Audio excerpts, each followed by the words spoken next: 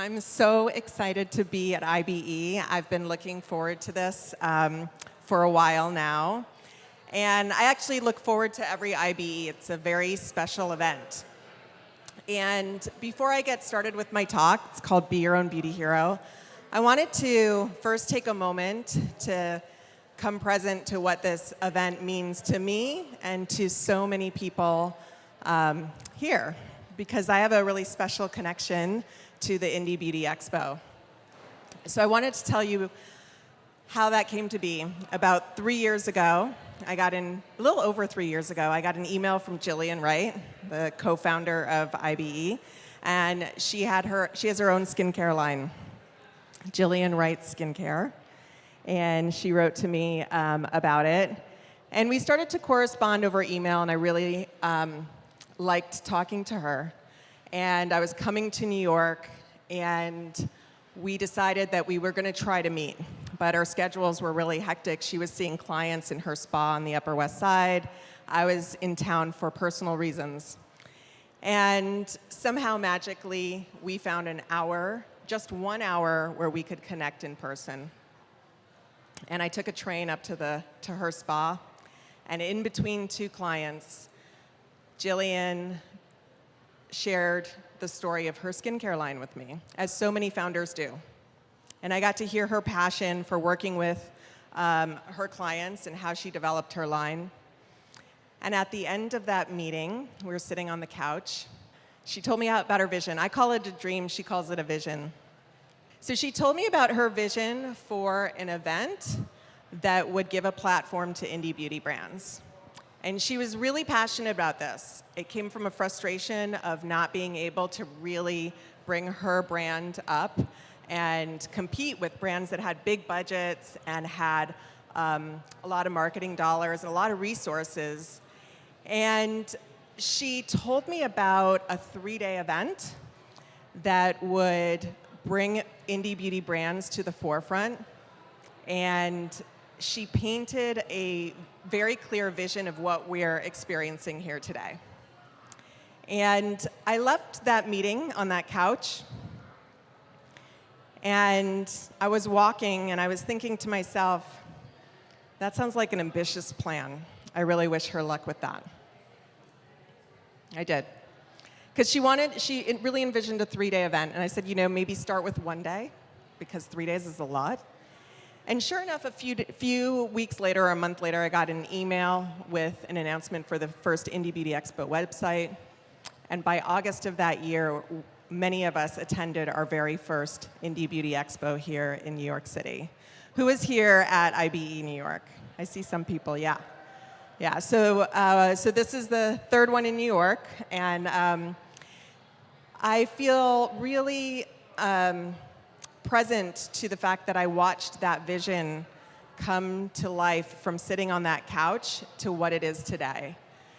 And what I kind of wanted to just bring into focus is that just by being here today, all of us, we are participating in that vision. We are what Jillian and her co-founder, Nader, and her team have all come to realize. And what I love so much about her vision is that her vision included so many other people in it and wanted to really raise them up. So just by being here today, you are participating in people's dreams and their visions, because this is indie beauty. And I don't know if everybody knows, but indie beauty means that the company is majority owned by the founder. And in most of the cases with the companies that I work with, it is wholly owned by the founder. And that founder had a vision. They had a point of view about beauty.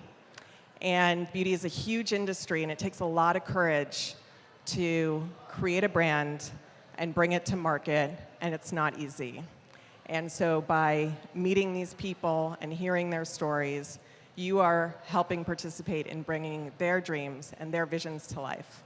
So thank you, Jillian, for founding the Indie Beauty Expo together with Nader and your amazing team that is just really incredible. So everybody, please give her a round of applause. So I was thinking about what I wanted to talk about today, and I was telling a colleague that I was talking at iBE, and she said, Jeannie, I can't wait to hear what you're going to say about ingredients. And I thought about it, and I said, well, I don't really want to talk about specific ingredients in skincare. But what I did want to talk about is why ingredients are important to me. And the question that I thought I would answer today is the question that I get asked most often. And that question is, Jeannie, how do you choose your hero products? In fact, somebody just asked me that today. And they asked me, how do you curate the beauty for beauty heroes? And whenever I get asked that question, my initial impulse is to ask that question right back. How do you choose your hero products? How do you curate the beauty in your life? So I thought I would try to answer that question today with my personal story and share with you how I first learned about beauty and how I first made the connection between beauty and wellness, which we know is so interconnected. I thought I'd share with you how I first learned about beauty ritual and why it's important to me, and the story of how I first learned about ingredients and how they became important to me, and how and why I think being connected to your beauty products is more important than ever, and how Indie Beauty is really making that possible. So I grew up in Honolulu, Hawaii. That's me when I was 7 years old or so. And if you've been to Hawaii, you know Hawaii is a really special place.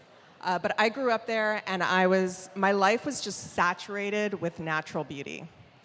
And I feel like growing up in Hawaii really set the tone for my whole life, for what I felt was natural, beautiful, and my connection to what made me feel well. So I'm really grateful that I grew up there. I was raised by two immigrant parents. They immigrated to the United States 2 years before I was born. My father is pure Polish, and my mother was pure Bulgarian. And she passed away when I was 23. But she was a very beautiful woman, a beautiful Bulgarian woman. She had a lot of flair, and she was very exotic. And she really spent a lot of time on her beauty. And she spent a lot of time getting ready, doing her makeup. It was very, very important to her. And not only that, but she also spent a lot of time on taking care of her body and her skin, and she spent a lot of time on self-care. And I think it was part of her growing up, part of her background in Europe. And so I grew up with this mother who, spent a lot of, that's actually, I found that photo in looking for photos for this presentation, and I'm so happy because that is her makeup station that I grew up with. She was in our one-bedroom apartment in the heart of Waikiki. And there are, like most women, I learned about beauty from my mom, and there were 3 beauty brands that I remember growing up. Let's see if you know them too. The first one was Shiseido, or if you remember them too. The first one was Shiseido, and the second one was Lancome. This all looks familiar. And the third one, I'm not sure if you will know. It's a makeup brand called Stage Light. And it was only available at the JCPenney in Honolulu. And it was sort of theater makeup for the modern woman, kind of like NARS or MAC on steroids. And in the 80s, my mom had this full palette of Stage Light eyeshadow, and she did these very exotic looks. And I remember her spending a lot of time on eyeshadow. And what I remember about the Shiseido counter was that we would go there very frequently, and we'd always be waiting to learn about the next new Shiseido product. It was very expensive. So we would go there, and my mom would talk to the lady at the beauty counter, usually the little Japanese lady, and she would tell her about this product and tell her the price, and my mom would really want to save her money to be able to buy the next Shiseido product. And when she did, she would take it home, and she would use a little bit every night, and she would really savor it. And I remember that. What I remember about the Lancome counter, and I think it's still the same, is that she'd go to Lancome and she'd check out what was the next gift with purchase. Because they have this big bag and it had lots of little products in there, and if you spent a certain amount, you got the gift with purchase. And I remember my mom always wanting to like spend just enough to get the bag. And those were the beauty brands that I remember when I was growing up. And beyond that, what I remember, like I said, my mom spent a lot of time caring for her body and her skin, was that we lived in an apartment building in the heart of Waikiki. And we lived on the 34th floor. And on the 37th floor at the top of the building, there was a recreation center, and it had a pool, and it had a gym, and it had a bathroom. And in that bathroom was a sauna and a really big shower. And once or twice a week, my mom would take a bag of products, and she would lay them out on the bench in front of the sauna, and she would start to do a ritual, and she'd kind of do a body scrub, and she'd put like a hair oil on and a face mask. And then she'd go into the sauna for like 20 minutes. The whole bathroom would start smelling good with products. She'd go into the sauna for 20 minutes, come out, take a shower, put something else on, go in, and all the while we're in this public recreation center bathroom, and people are coming in and out, and they're going, there's the crazy Bulgarian lady who does this once or twice a week, and everybody knew her. And I was kind of, young, and I'd be, sort of a little embarrassed at times, but I'd also, be participating with her. And I remember that bathroom so well because later in my life, I ended up in a career in the spa industry. And I remember that bathroom was where I had my first spa treatment. And I think spas are amazing, obviously. It's wonderful to go and get taken care of. But what I learned from my mother is what I believe now, and what I know is that the art of ritual and self-care is available to us anytime and anywhere, at home or in the recreation center bathroom. And like I said, I ended up having a career in the spa industry. I actually didn't start out there. I went to hospitality management school, and I wanted to study restaurant management. I had some really wonderful dining experiences when I grew up that were very memorable for me.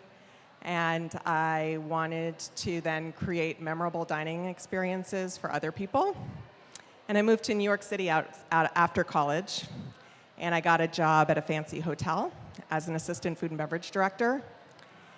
And I knew within 6 months of that job that that was not a sustainable career for me. Not because I didn't love creating these experiences, but because that industry wasn't connected to wellness in any way. I knew it was not sustainable for me and my body. And I was really lucky that the spa industry was emerging at the time, and I pivoted, and I ended up getting a job as an assistant spa director. And that was where I first started to learn about ingredients and products. So I kind of landed in this spa, and the spa was ingredient boot camp. And every day, every week in the spa, you have a different training with a different brand. And every day you have a different brand that's pitching you and telling you about another product line and a new ingredient, and telling you how it's going to make you look better and make you feel better, and what results it's going to deliver. So you start to really learn a lot about ingredients really quickly. And in fact, in the spa that I was working at, I started to do some treatments. So I got to see how products and ingredients kind of worked on clients firsthand. And that was where, that's where I learned about it.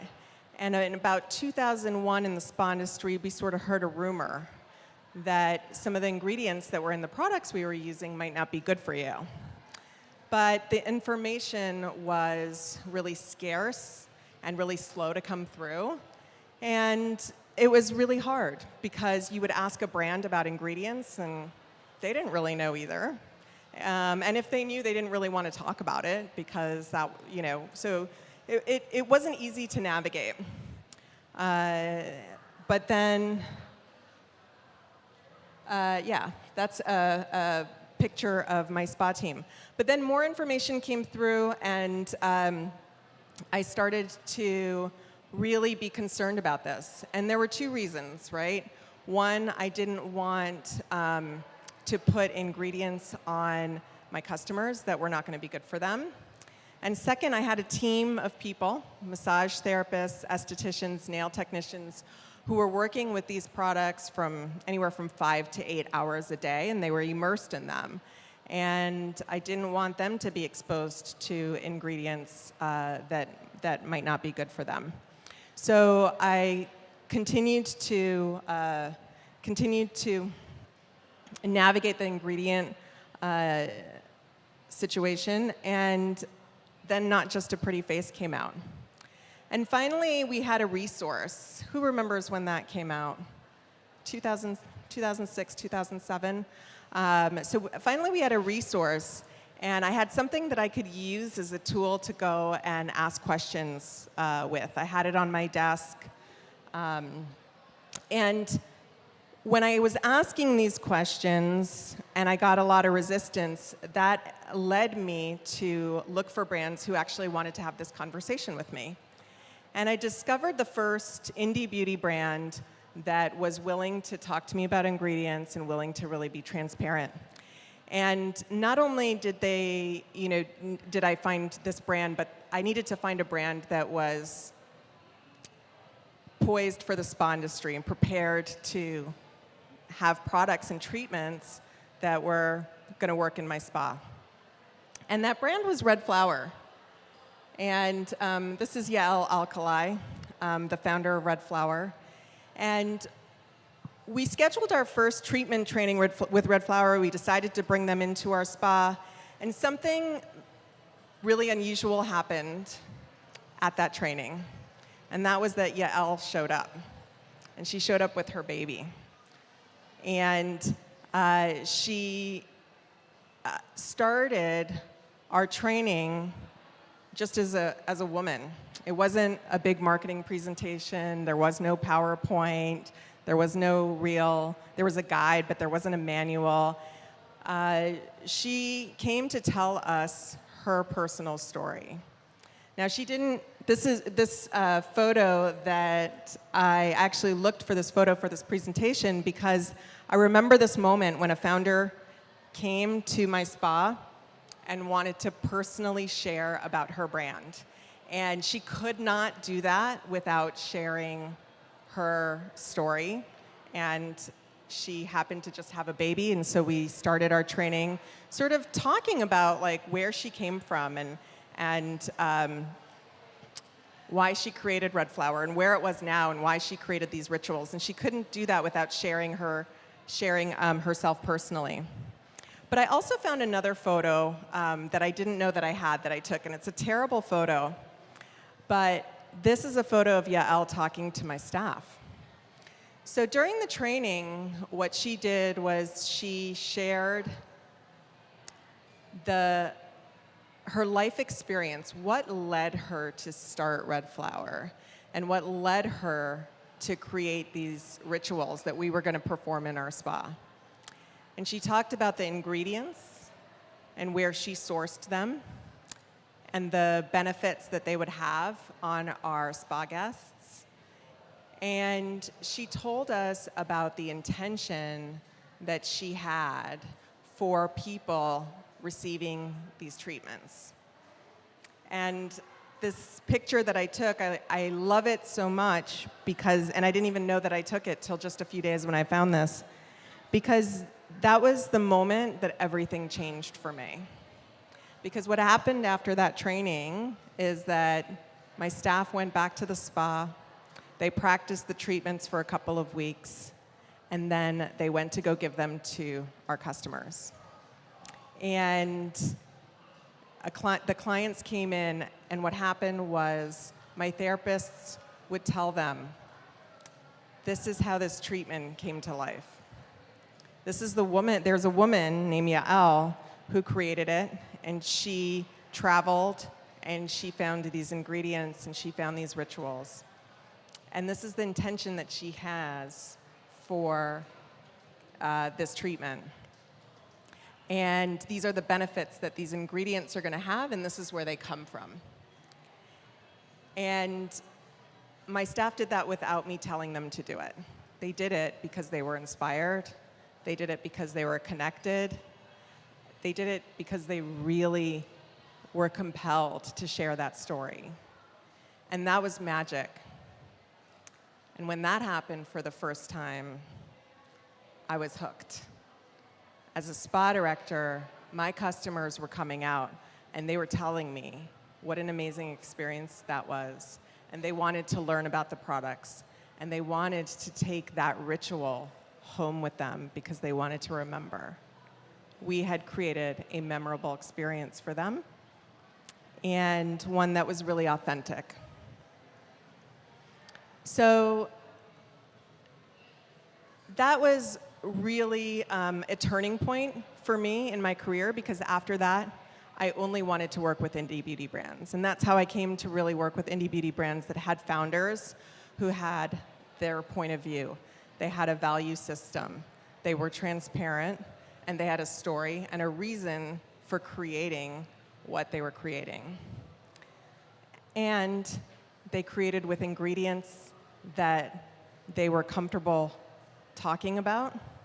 And that became even more important to me, because what happened after this was, at the same time that I was kind of going through this, I was 33, and my husband and I decided that it was time we wanted to get pregnant. And we tried for a year, and after a year I wasn't pregnant. And then I went and I got some tests, and they told me that I had a hormone disorder. So I was diagnosed, and they said it was quite severe and that I'd had it for a very long time. So I was diagnosed with PCOS, and I'd never heard of it.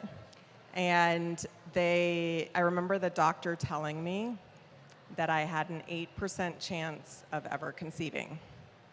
Now, when the doctor told me that, my body really rejected that information, because I think the body knows. The body's wise when you tell the body something. So I left that meeting with that doctor very upset, very depressed. And I went to, I spent the next year really making lifestyle changes. Most of them were with my food and some, I started to see a homeopath and really started working on this hormone disorder. And all the time I'm working on ingredients in my professional career, and in my personal life I'm dealing with this infertility issue. And another year goes by and I'm still not pregnant. And for anyone who's gone through this, you know that as the time goes by, you get more and more desperate. So I'm learning, in the spa, I'm hearing about ingredients that are hormone disrupting. And now in my personal life, I'm hearing that I have a hormone disorder. And so I'm starting to make this connection, hormone disruption, hormone disorder. And I decided that I was really going to take a magnifying glass to my environment. Now, I thought that my skincare and my beauty products were pretty clean because I had been going down this journey for a long time, but I decided I was going to really get serious about it. So I took a magnifying glass to everything in my environment and found that, in fact, there were a lot of hormone-disrupting ingredients in my home. I removed them and replaced them, and 6 months later, I was pregnant. And this story has a happy ending. This is my son, Charles, and he's now almost 8. And he made me put the picture of him with the red hair in. I had a different photo, but this is the one he really wanted. And all of this is the why. This is why ingredients are important to me. And what I really discovered through this whole journey is that indie beauty brands formulate and manufacture their products completely differently than traditional beauty brands. They create products based on the founder's values. That has been my experience. Because traditional beauty brands, what they do is they identify a trend, then they identify a customer that meets that trend, then they kind of create a product that's going to fulfill that trend. Then they go to manufacture it, and they try to make it as inexpensively as they possibly can. And then they bring it to market, and they distribute it to as many people as they can, as quickly as they can. The indie beauty founder gets a lot of courage and has a vision for a product that they feel compelled to bring to life. And then they go and they look for the best ingredients on the planet to make this product. And then they bring it to market, and they bring it to iBE, and they hope that we will like it as much as they do, that we will fall in love with it and fall in love with the experience the way that they intended. And what I decided is, since indie beauty brands are making their products based on their values, that I really liked that. And that if I could find brands that I aligned with, my values with their values, that connection was a lot deeper. And that's just became my new normal. And then going back to that connection that my staff had with Yael, that really taught me how important it is to connect to your products. And that when, in this instance, it was my staff, and then it really became me. When I am connected to what I'm putting on my skin and what I'm putting on my body, I actually have a completely different experience with my products. I have a heightened experience with my products.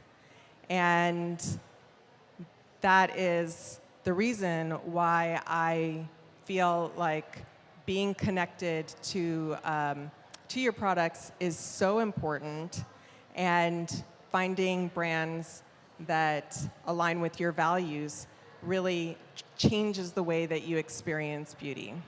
And that's what we're all here to do today, is to connect to different brands and to hear their stories and to talk to them about ingredients and to connect with the intention that they had behind their brand. And that's what we try to do through Beauty Heroes. So that is how I have come to select my hero products. And so I want to ask you that same question. That question, how do you choose your hero products? When was the first, how did you first learn about beauty, and when did you make that connection between beauty and wellness? And how do you remember how you first learned about beauty ritual? Are ingredients important to you? And if they are, why? And how do you discover products and brands that align with your values? Because that's how I define being your own beauty hero. Thank you so much.